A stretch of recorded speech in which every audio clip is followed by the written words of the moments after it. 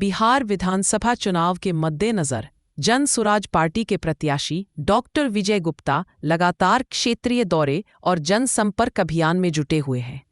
इसी क्रम में वे आज आरा विधानसभा क्षेत्र के चंदवाराम नगर पहुंचे, जहां स्थानीय लोगों ने उनका गर्मजोशी से स्वागत किया। जनसंपर्क के दौरान डॉक्टर विजय गुप्ता ने जनता की समस्याओं को ध्यानपूर्वक सुना और भरोसा दिलाया कि जन सुराज पार्टी का उद्देश्य केवल सत्ता प्राप्त करना नहीं, बल्कि जनता की भागीदारी से सुशासन स्थापित करना है। उन्होंने कहा कि अब समय आ गया है ऐसी राजनीति का जो जनता की आवाज को विधान भवन तक पहुंचाए। इस दौरान ग्रामीणों ने बिजली, सड़क, पानी और बेरोजगारी जैसी स्थानीय समस्याएं उनके सामने रखीं। डॉक्टर गुप्ता ने कहा कि जीतने के बाद वे इन मुद्दों को प्राथमिकता देंगे और एक पारदर्शी विकास मॉडल लागू करेंगे। लोगों से अपील करते हुए उन्होंने कहा, इस बार अपने वोट से बदलाव की शुरुआत करें। कार्यक्रम में चंदवा के रामनगर स्थित सामुदायिक भवन में मैं आया, यहाँ पे लोगों से मिल रहा था। ये एक चुनाव प्रचार का जो अभियान है उसी के तहत हम लोग अभी आए हैं। इसमें दो मुख्य मुद्दा है। एक तो आरा विधानसभा क्षेत्र की जनता को जागरूक करना कि आप 6 नवंबर को मतदान अवश्य करें, मतदान में ज़्यादा से ज़्यादा अपनी सहभागिता निभाएं, ताकि एक बेहतर बिहार और बेहतर आरा का हम लोग जो सपना देखे हुए हैं वो पूरा हो। यहाँ आने से इस क्षेत्र की जो मूलभूत समस्याएं हैं वो इंगित हुई, जिसमें मुख्य रूप से रोड सही नहीं होना और वाटर ड्रेनेज का जो मसला है वो हर वार्ड की तरह यहाँ भी बड़ी प्रमुखता से है। यहाँ की क्षेत्र की जो जनता है वो बदलाव के लिए आतुर है। सर, जगजीवन राम जी के यहाँ पर जन्मस्थल भी है और काफ़ी लंबा समय तक देश के राजनीतिक में सक्रिय रहे हैं, पर पूर्व प्रधानमंत्री पद भी रहे हैं। बावजूद इसके ये देख सकते हैं आप कि भारत के अग्रणी राजनेताओं में से एक बाबू जगजीवन राम जी का ये जन्मस्थल है। यहाँ से उन्होंने अपनी जीवन की एक जर्नी शुरू की और सत्ता के उस सिंहासन तक पहुँचे।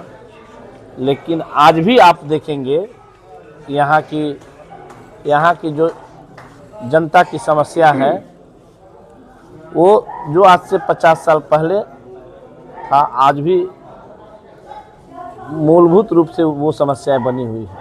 और उसके पीछे जो हमें लग रहा है, अभी मैं यहाँ आया था, देख रहा था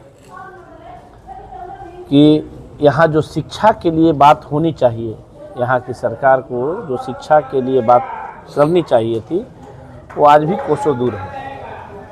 और डेवलपमेंट का सबसे बड़ा आधार शिक्षा ही है, क्योंकि ये शिक्षित नहीं होंगे तो आप जो 5 साल में मतदान का जो समय आता है, लोकतंत्र का जो महापर्व है, इसका समय आता है, आप अगर शिक्षित नहीं होंगे तो अपने नेताओं से अपना सवाल नहीं रख पाओगे। और जब सवाल नहीं रख पाओगे तो आपको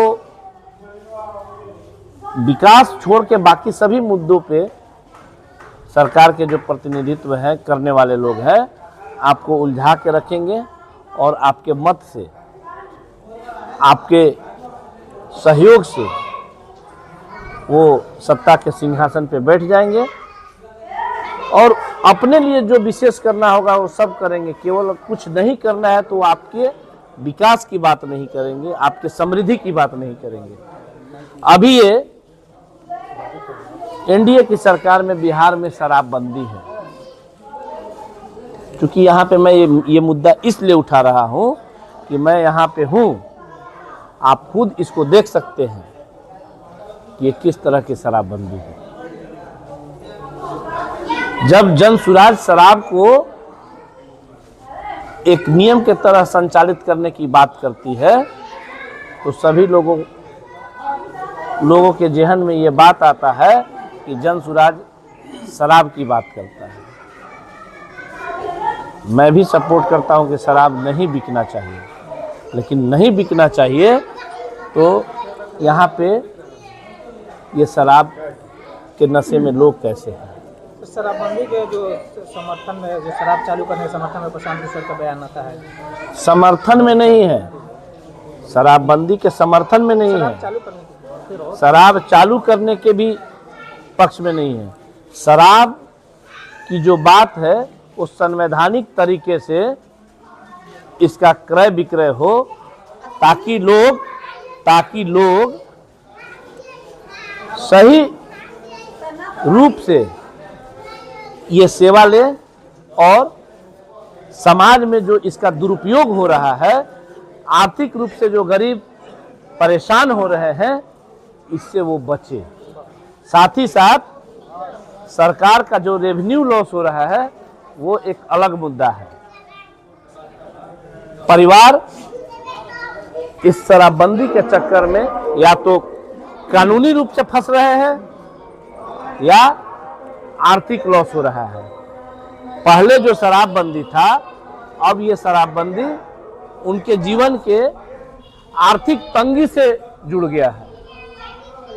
जो मजदूर 500,000 रुपया कमाता था और नियम से अगर इस तरह का चीज जो होता था, 100 रुपये का शराब, आज वो 500 रुपये का लेते हैं।